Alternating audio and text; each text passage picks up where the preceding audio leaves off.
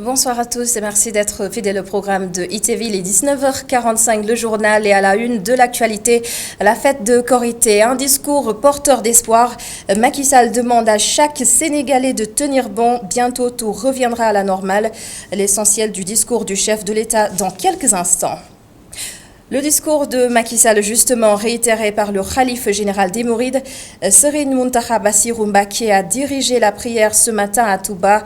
Il a demandé aux fidèles de prier encore plus pour endiguer cette pandémie. Dans ce journal, nous irons aussi à Djamalaï. La prière de Korité s'est déroulée dans le respect strict des mesures barrières. La division dans les célébrations religieuses a été fortement déplorée.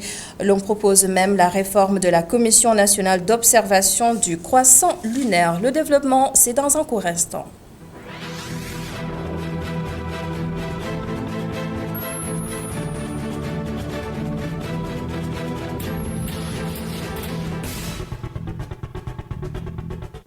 Bienvenue à tous. La fête de Korité célébrée aujourd'hui par la majorité des Sénégalais.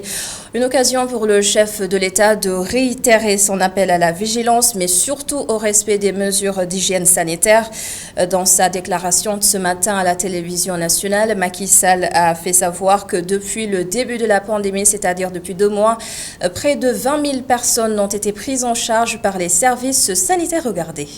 Cette fête de Korité se passe dans un contexte singulier, c'est celui de la pandémie de Covid-19. Une pandémie qui fait que nous n'avons pas eu la liberté de pratiquer notre religion comme de coutume. Nous avons fait de gros efforts.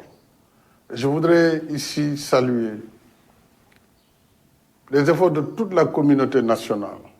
Depuis le 2 mars, nous avons suivi près de 20 000 cas qui ont séjourné dans des établissements hospitaliers, dans des centres de confinement. Aujourd'hui, plus de 13 000 parmi ces contacts, sont retournés chez eux. Nous devons rester vigilants. Nous devons poursuivre l'observance des gestes barrières pour freiner la propagation de la maladie. J'ai espoir qu'avec ces efforts continus, d'ici quelques moments, nous pourrons revenir petit à petit à la vie normale.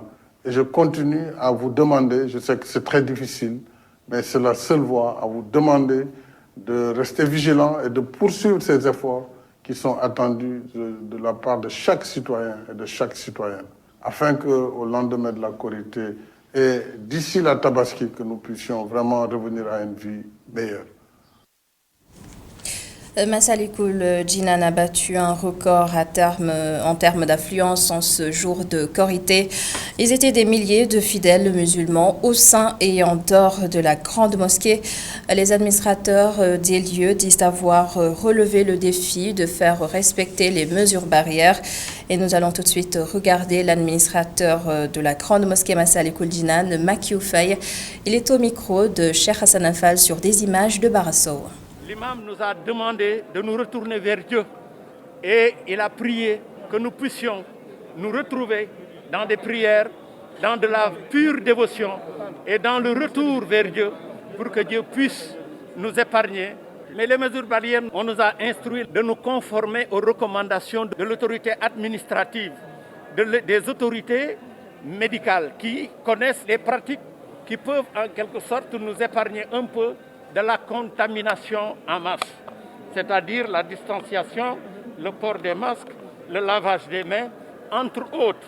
Vous l'avez constaté vous-même, ici au niveau de la mosquée, ce sont ces pratiques que nous mettons en application depuis 2 semaines, 3 semaines. Et la prière d'aujourd'hui, avec le nombre de pèlerins, de fidèles qui sont venus ici, vous voyez que tout ce qui a été édicté a été respecté à la lettre. Donc nous saluons et nous remercions l'ensemble de la communauté musulmane à qui nous souhaitons une très bonne fête. Et je disais en titre, la crise sanitaire inédite au cœur du serment du khalife général des Mourides. Serigne Mountakha Bassirou Mbacké a dirigé la prière à Touba. Plusieurs recommandations formulées. Ces propos sont recueillis par Gorana Klo.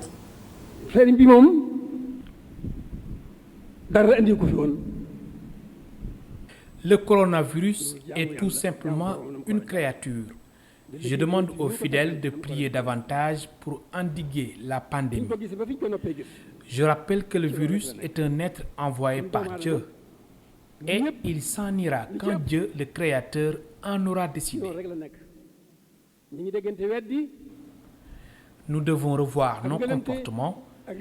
Il nous appartient de rectifier notre approche spirituelle vis-à-vis du Créateur. Nous gagnerons à tout renvoyer entre les mains de Dieu. Il fait ce qu'il veut, il sait comment il le fait. Serigne Touba n'était venu sur terre que pour adorer Dieu et suivre ses recommandations. Nous aussi, notre seule préoccupation devrait être de nous soumettre à Dieu.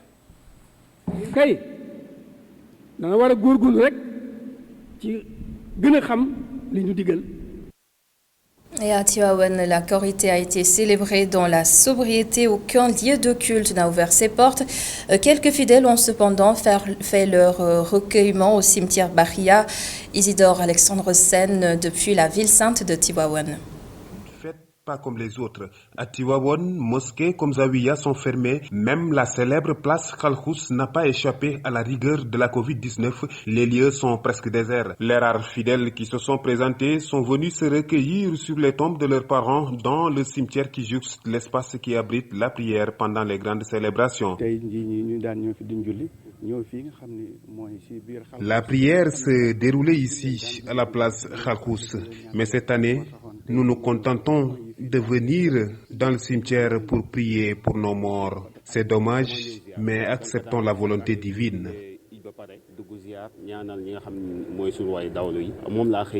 À la Zawiya Seydi El Hadji Malick Sy, les talibés confinés ici prient et prient encore.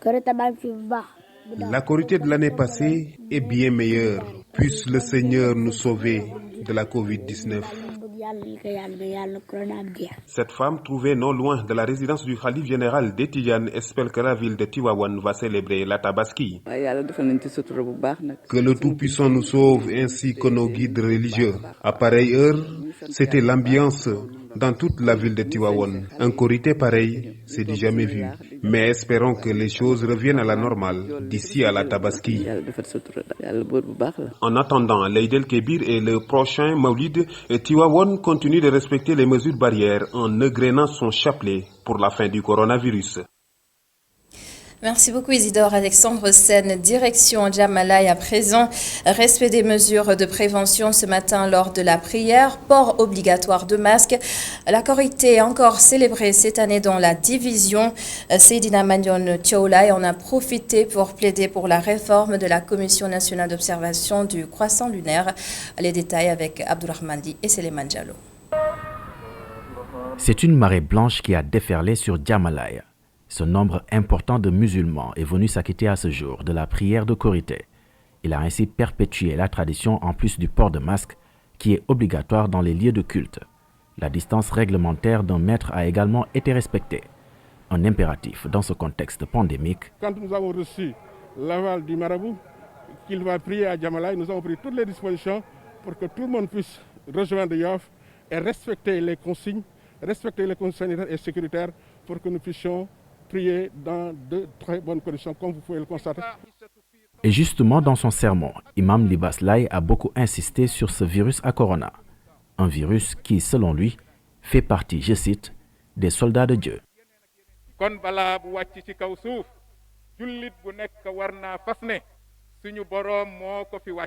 Tout croyant doit savoir que cette pandémie est l'œuvre du Seigneur. Retournons donc vers lui pour pouvoir trouver des solutions. Tout ce qui est sur terre, que ce soit une malédiction ou une bénédiction, que ce soit sur terre ou bien que ce soit en vous-même, que ce soit les maladies qui vous affectent ou les difficultés de la vie, le Seigneur a dit que c'était déjà écrit. Et cela bien avant que vous-même vous ne soyez écrit.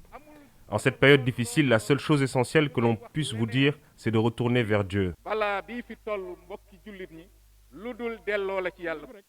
Le fils du Khalife des Layènes est également revenu sur les divergences autour des jours de célébration des fêtes religieuses au Sénégal.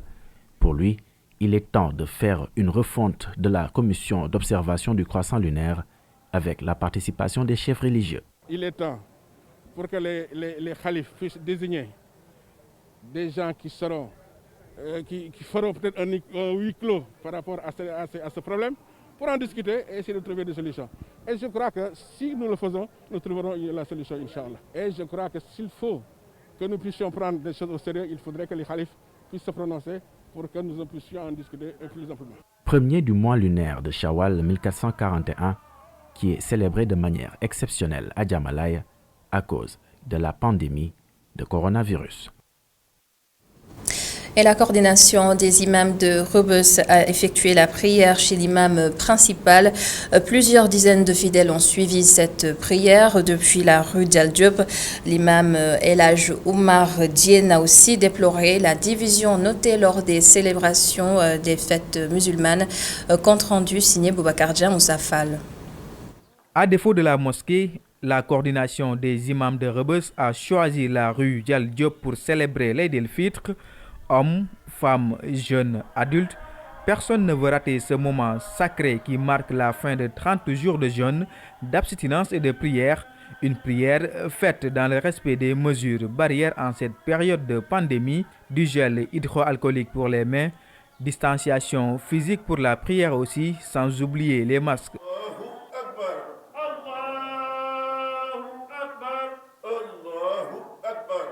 Cette prière est faite chez l'imam de la mosquée de Rebeuss avec plusieurs dizaines de fidèles qui ont eux aussi prié dans la rue. Nous avons choisi de prier à la maison comme on dit. À la maison se trouve dans le quartier. Le chef de quartier qui est à ma droite et la commission d'organisation de la mosquée ont jugé nécessaire qu'on fasse une prière collective, mais dans l'ordre et la discipline. Cette prière collective a fait qu'on a respecté l'espacement. On a respecté les recommandations des imams et oulémas du Sénégal qui sont le port du masque, venir avec un tapis à la prière, faire ses ablutions à la maison, mettre de l'alcool, un gel hydroalcoolisé pour tous les fidèles, pour éviter que la maladie se propage.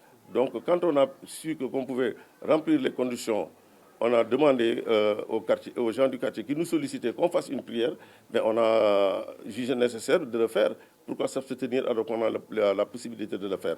Nous l'avons fait avec dignité et abstinence, avec motivation, et tout le monde est content. La fête s'est bien passée, on a prié, et tout le monde est rentré chez lui. Imam El Hadj Oumar Diène n'a pas manqué de souligner la divergence notée à chaque fête religieuse dans le calendrier musulman. Pour éviter d'avoir deux Korités ou même deux Tabaski, certains estiment que l'État devrait choisir une seule commission d'observation du croissant lunaire, chose impossible selon Imam Diène, qui regrette que cela ne fasse pas partie des prérogatives de l'État. C'est très difficile. L'État ne peut pas le faire. Nous sommes dans un pays laïque et démocratique, mais aussi religieuse. Alors, le culte ne fait pas partie du gouvernement. Nous sommes peut-être attachés à un ministère, mais c'est les autorités religieuses au Sénégal. Ils se sont bien entendus. Vous avez vu que toutes les familles religieuses ont prié ensemble, à l'exception peut-être d'une ou deux. Mais c'est toujours comme ça que ça se passe.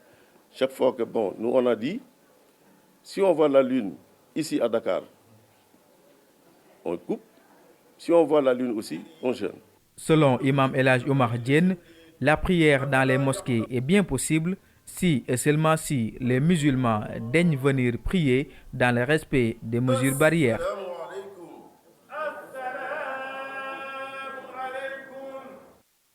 Djakaï Mouride de Rufisque est l'une des rares mosquées de la localité qui a accueilli du monde ce matin. Babacar Seck nous fait le point. Grand chantier en cours, la mosquée de Léon de course a été prise d'assaut par les fidèles pour sacrifier à la prière d'Eid el-Fitr. L'imam Serigne Abdouka, qui a dirigé la prière, a axé son sermon sur l'actualité de la pandémie du coronavirus et le respect des mesures barrières. L'imam recommande, en ces moments extrêmement compliqués de déplacement, même de vivre correctement, d'être au service de l'islam. Faire en sorte que le bon Dieu puisse sentir que quel que soit le niveau de difficulté du musulman, la présence du musulman, son comportement de musulman, le respect qu'il doit avoir de l'ensemble des préceptes doit à tous les moments, dans toutes les circonstances, doivent être respectées. Sur comment nous devons vivre en communauté, en collégialité, surtout dans ces moments de pandémie aussi difficiles. D'un coût de plus d'1 milliard, l'imam a appelé les musulmans de tous bords à participer à la réalisation des travaux de la grande mosquée. Nous invitons tous les musulmans, tous les Rufisquois en particulier, de venir dans ce projet pour un coût de 1 milliard 100 millions pour que l'islam au moins bénéficie aussi des grands projets. Parce que pour la première fois, en tout cas dans le département, qu'on puisse mettre en place, initier un projet culturel d'une telle envergure. Et cela, c'est pour tous les musulmans. La majorité des mosquées est restée fermée. Cependant, à la mosquée Mouride, toutes les recommandations liées à la prévention contre le coronavirus ont été respectées.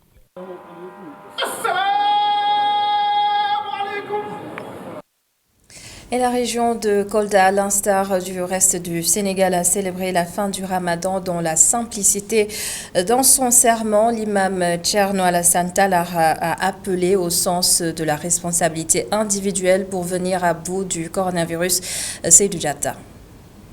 D'habitude, tout cet espace refusait du monde, mais ce n'est pas le cas cette année.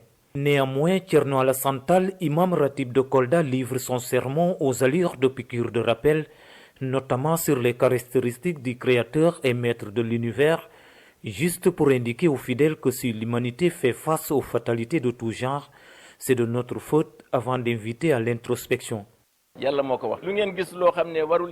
Ceci est la parole de Dieu. Le salaire du péché, c'est la mort. Aujourd'hui, si nous constatons ces fatalités, c'est parce que nous sommes en partie responsables de ce qui nous arrive. C'est pourquoi j'invite les fidèles à se réconcilier avec eux-mêmes, mais se réconcilier également avec Dieu, car c'est la seule voie du salut, puisque Dieu lui-même est amour. Pour l'imam Tall, nous célébrons certes la fin du mois de Ramadan, mais pas la suspension du respect des valeurs et préceptes de l'islam. Il y a des gens qui ne fréquentent la mosquée que pendant le mois de Ramadan. Mais après la fin du mois de Ramadan, c'est fini, ils ne fréquentent plus les mosquées. Ils oublient que Dieu est toujours fidèle à ses recommandations. Il faut qu'on continue à respecter les valeurs et préceptes de l'islam. Et enfin, l'imam Thierno Alassane Tall et les fidèles ont prié pour les autorités politiques et administratives locales, mais surtout pour le président de la République Macky Sall et pour un Sénégal de paix. Et vu le contexte incertain, plusieurs familles ont choisi de rester chez elles. Mamadou Lamine Fati, notre correspondant à Guédiawaye, a passé la matinée chez la famille Fofana, suivant son reportage. Elle a respecté les mesures barrières. La famille Fofana, en ce jour de Korité, a prié à la maison, sous la direction du père de famille. Compte tenu de la situation concernant la prière de Korité, et vu la situation, le coronavirus, Covid-19, qui a fait qu'on ne peut pas rassembler les gens au niveau des mosquées ou des places publiques. Donc c'est ce qui a fait, nous sommes obligés de prier au niveau des maisons, dans les maisons. Donc voilà, c'est ce qui a fait que aussi j'ai rassemblé toute ma famille, hommes et femmes, et qu'on prie. Femmes, jeunes, garçons et filles ont respecté les consignes en restant à la maison pour prier. Une recommandation de la religion en cette période de pandémie de Covid-19. Priez Dieu, demandez à tous bonne Korité, bonne fête de Korité, et que Dieu fasse que cette maladie, cette pandémie, quitte à jamais. Wassalam.